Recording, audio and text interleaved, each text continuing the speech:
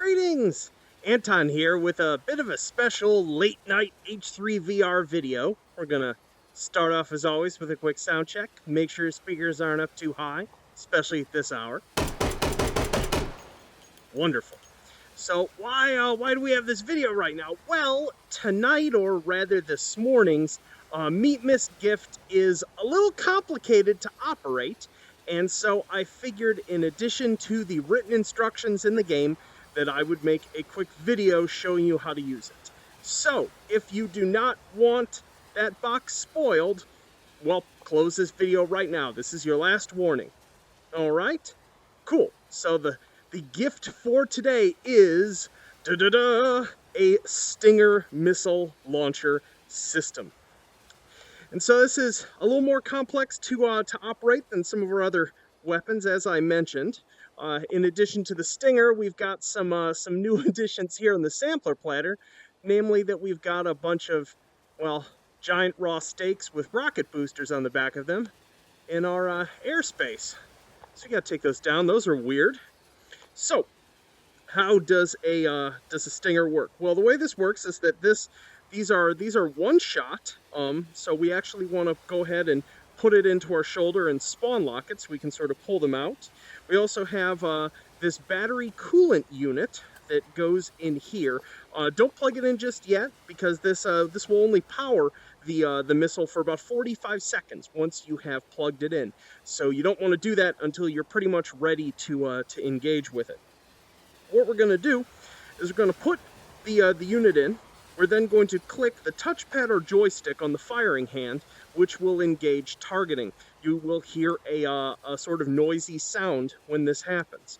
Once we do that, we're going to grab the fore of the platform, bring it up to our eye, and get a target in our viewport here, and hold on it for several seconds.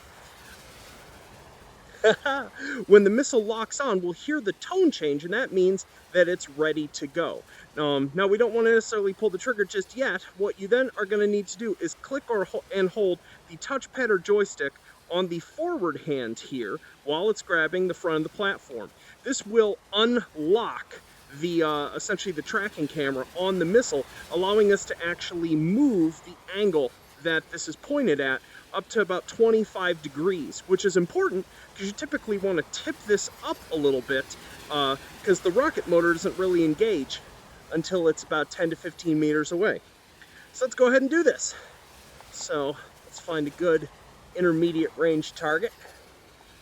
This one looks like, hi Mr. Weird Raw Steak. This is so strange. I love it. Okay, yeah, we'll do that one there. So we're gonna plug in, click touchpad, track for several seconds. We're locked on. Click and hold the touchpad on the forward hand, elevate, and pull the trigger.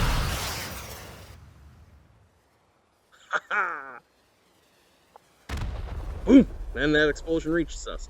And then we're done with this one. This can just go in, in any of the garbage cans that are in the various scenes.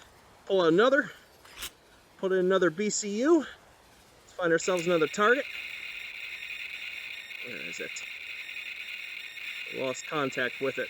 You can click the touchpad to turn off that sound, but here we go.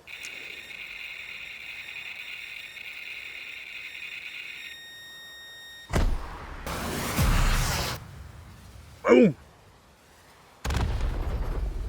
That sound delay shows you actually how far away these are.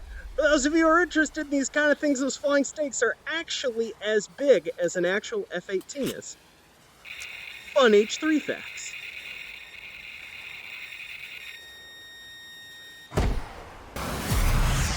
Boom!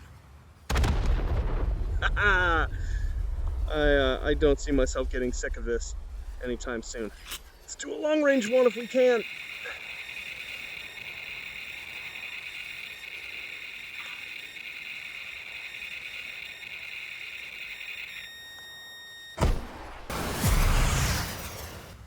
Boom!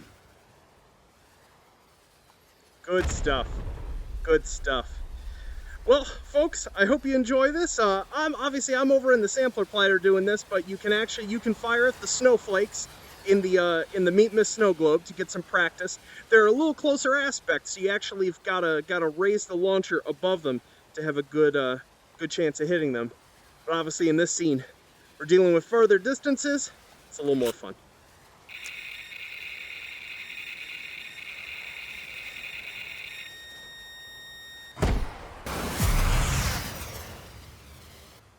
Boom.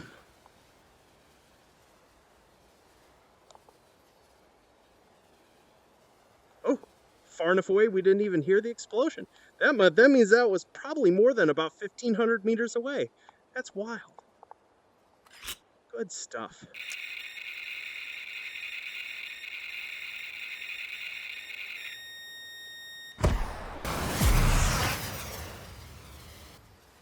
Boom.